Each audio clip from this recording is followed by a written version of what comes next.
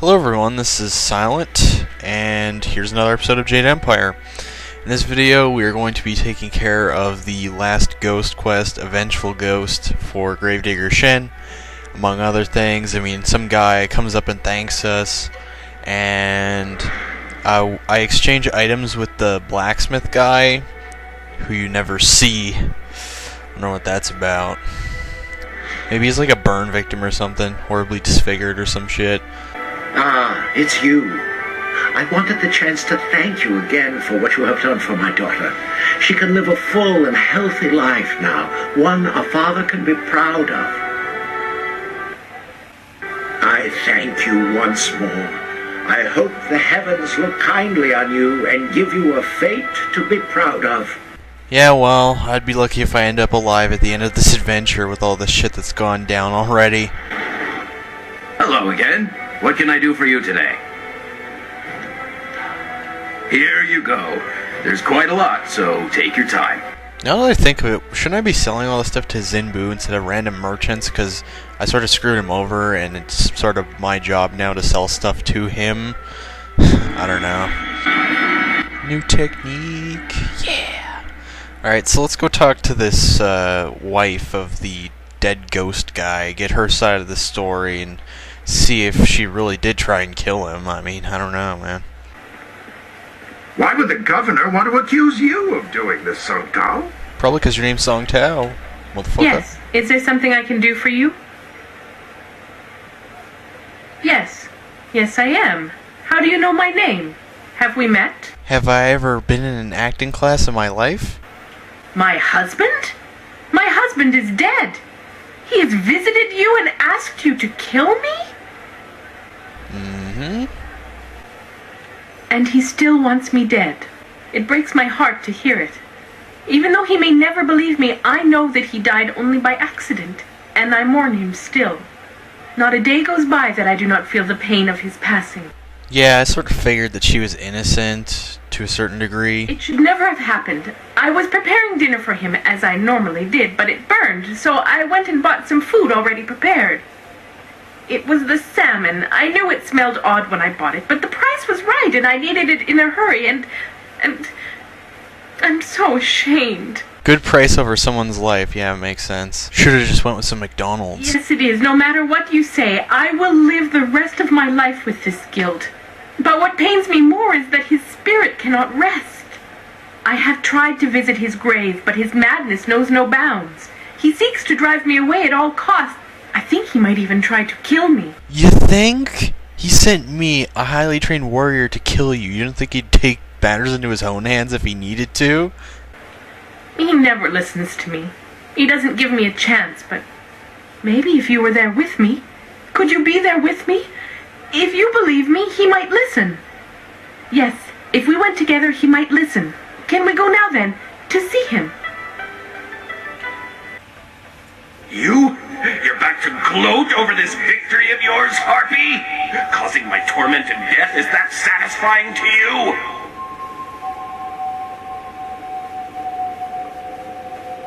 How can you be so certain? How can you believe her after you know what she's done to me? Because he believes me. He has seen me at our home mourning for you still.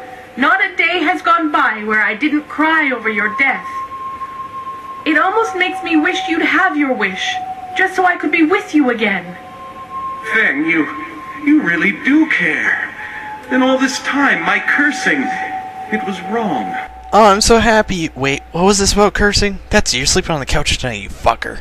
You killed me, but I see now in those eyes I fell in love with that you didn't mean to and that it pains you greatly. I forgive you, Feng.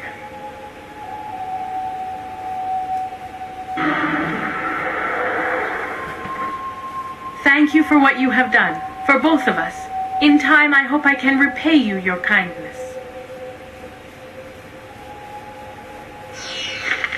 So, just like with Captain Sin, or Sen, however you pronounce it, they give you a couple starting quests, and then once you complete those, there's like one final one you have to do.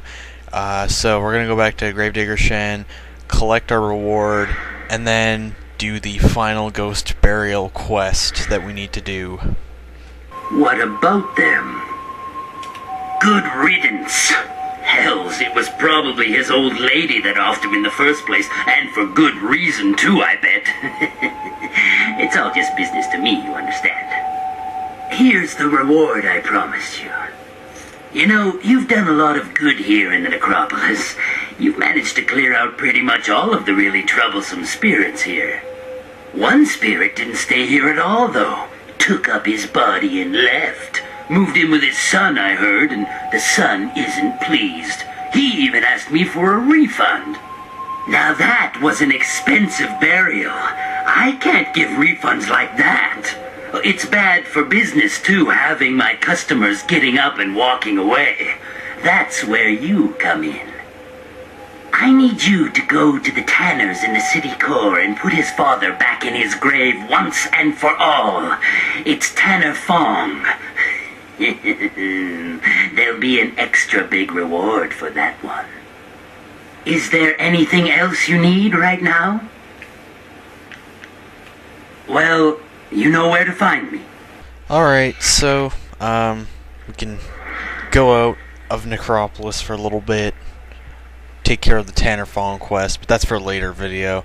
Right now we're going to be going back and talking to the previously mentioned Captain, and we're going to be getting the last Bounty Hunter quest and collecting our reward for killing Fading Moon, the crazy-ass arsonist. Burn and burn. Anyways, sorry guys. My apologies. If you think you've seen this person, you must report. Yeah, shut up. I'm not always a pleasure. Yes, I heard that Fading Moon's arsons had ended. Excellent work. Burning the poor is troubling after a fashion, but the scholars and merchants, that was her mistake. Oh, only care about the rich, do we? What a fair and balanced guy. Yes, of course they do, and they shall have exactly as much protection as they can afford to contribute to the taxes. Here's the standard bounty. Accept it with the thanks of the Empire. Well, that brings an end to our pursuit of two fiends. A shame I don't have more work for someone with your skills.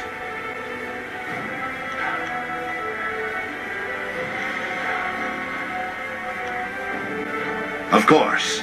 Thanks again for your help with those miscreants.